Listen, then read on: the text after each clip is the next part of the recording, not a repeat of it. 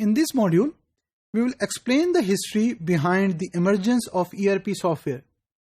As a student who is learning about ERP, it is extremely important to understand the history behind it, ताकि आपको समझ आए कि what were those developments जिसकी बिना पे companies have realized कि हमें अपनी कंपनी के अंदर ERP सिस्टम की जरूरत है. तो आइए इसको रिव्यू करते हैं. In 1972, 5 IBM systems analysts in Germany formed SAP. SAP is one of the largest software vendor who is producing and developing world largest ERP systems.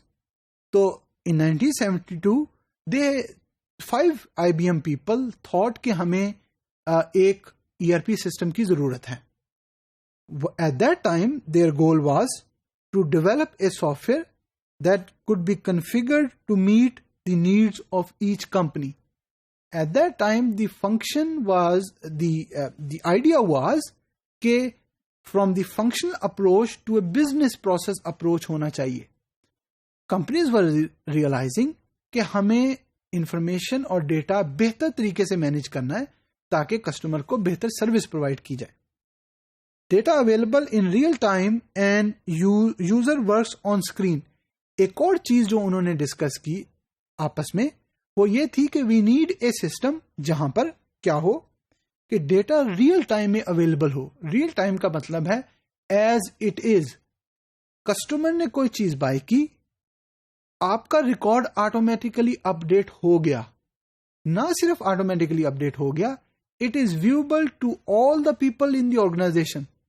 जिसका फायदा क्या हुआ? उसका फायदा यह हुआ कि across the departmental units, across the organisation, हर किसी को एक ही व्यू नजर आ रहा है. और अगर प्लानिंग करनी है या और अपनी इन्वेंट्री इंक्रीज करनी है तो वो चीज पता हो उन लोगों को जिनका वो काम है. उसके साथ साथ यूजर वर्क्स ऑन स्क्रीन. तो हमें एक ऐसा सिस्टम चाहिए जो जहां पर यूजर्स जो यूज कर रहे हैं सिस्टम वो ऑन स्क्रीन इस काम को कर सके. तो द मूवमेंट स्टार्टेड इन 1972.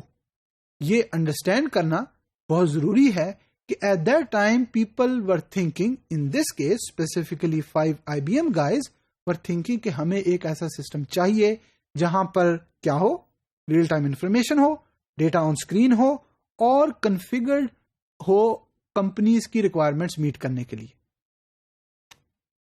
उसके बाद क्या हुआ कि German chemical company ICI had developed the idea of modular software development कि we need software in terms of modular forms कि एक मॉड्यूल हेल्प करेगा एक बिजनेस प्रोसेस या मल्टीपल बिजनेस प्रोसेसेस को ऑटोमेट करने के लिए. तो at the same time developer of ERP software they also realised कि वी नीड दिस अप्रोच जहां पर क्या हो, individual programs that can be purchased and install. तो मॉड्यूलर सॉफ्टवेयर मॉड्यूल्स वो होंगे जहां पर इंडिविजुअल प्रोग्राम्स परचेज और इंस्टॉल किए जाएंगे एंड रन सेपरेटली, इंडिपेंडेंट होंगे फ्रॉम वन टू अनदर. क्यों? क्योंकि अगर आपने एक या एक से ज्यादा बिजनेस प्रोसेसेस को ऑटोमेट करना है तो you can find different modules to make sure कि that need is met. By that all extract data from common database. तो दो चीजों की बात हुई है यहां पर. एक तो वो सिस्टम जो मॉड्यूलर फॉर्म के अंदर हो, वहां पर हर प्रोग्राम डिफरेंट इंडिपेंडेंटली पड़ा हो और यूजर्स उसे परचेज और इंस्टॉल कर सके. और सेकंड, जो वो मॉड्यूल्स हैं जो भी यूजर परचेज करे वो एक कॉमन डेटाबेस से इंटरेक्ट करें. कॉमन डेटाबेस का फायदा ये होगा कि एक ही जगह पे इंफॉर्मेशन स्टोर हो रही है और एक ही जगह से इंफॉर्मेशन रिट्रीव हो रही है, जिसका फायदा कंपनी को और उसमें काम करने वाले लोगों को ही होगा. In 1982, SAP released its R2 mainframe ERP software package. So in 1982, they released R2 system, which was it was software modules, different modules were there, and it was mainly for mainframe systems.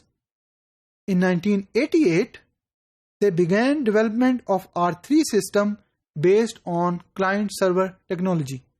Client-server architecture may you have multiple clients and multiple servers. But one of the benefit of client-server is that you do not need a different devices. You can share those services across all the organization or with those clients. And in 1992, SAP R3 was released because companies were realizing कि हमें functional approach से business approach की तरफ जाना चाहिए, हमें data को centralise location पे स्टोर करना चाहिए और जो भी काम हो रहा है वो ऑन स्क्रीन हो. उसके बाद R3 system was design using open architecture. अब ओपन आर्किटेक्चर क्या है? It is a third party software companies encouraged to develop add-on software products that can be integrated with existing software. So it is an approach जहां पर third party, which mean जो आप software develop किया है उसके अलावा और companies add on products बना सकती हैं उस प्रोडक्ट के लिए जो आपने डेवलप किया है. तो company was embracing this kind of method. In early 2000, SAP's and major competition in the ERP market was Oracle and PeopleSoft.